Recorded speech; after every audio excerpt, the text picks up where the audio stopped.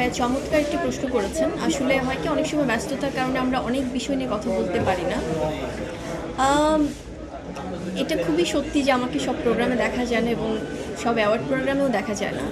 কারণ আমার মনে হয় কাজের স্বীকৃতি অনুযায়ী যখন সেটা প্রপারলি আমাকে সম্মানিত করা হবে, সেটা খুব লিমিটেড বা সেটা খুব গ্রহণযোগ্য যে প্রোগ্রামগুলো সবার কাছে, সেগুলোতে হয়তো আমাকে কখনো দেখা যাবে বা দেখা যায়।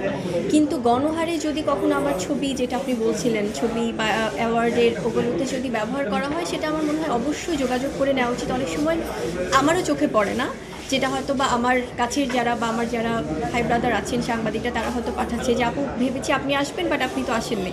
তাহলে কোন প্রোগ্রামে? তো বলে যে এই অ্যাওয়ার্ড প্রোগ্রাম। সো এটা একদমই উচিত না। আমার মনে হয় যে সচেতনতার জায়গা থেকে প্রত্যেকেই সব শিল্পীদের সাথে যোগাযোগ করে অ্যাওয়ার্ড প্রোগ্রামগুলোতে ছবি, ভিডিও বা কোনো প্রকার এই ধরনের অ্যাডভার্টাইজমেন্ট আসলে ব্যবহার করা উচিত।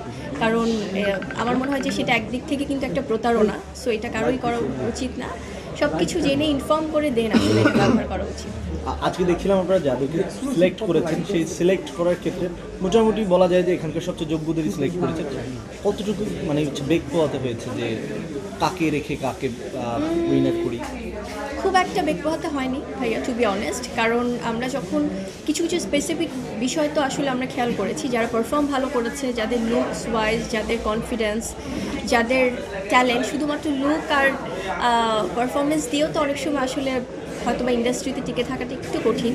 যারা আসলে ইনার জায়গা থেকে ট্যালেন্টেড, তাদের ব্যাপারগুলো আমরা যখন কথা বলেছি, কোয়েশ্চেন করেছি, সেগুলো এসছে। সো সব কিছু বিচার করেই আসলে মার্কিং করা হয়েছে এবং খুব স্বচ্ছ বিচার করা হয়েছে আমার মনে হয়। সবাই আমরা যারা ছিলাম বিচারকদের জায়গায় এবং যারা অর্গানাইজার ছিলেন, তারাও অনেক বেশি কোঅপারেটিভ ছিলেন। সো সব কিছু মিলে আমার মনে হয় যে খুব সুন্দরভাবে বিচার কার্য সম্পাদন করা হয়েছে।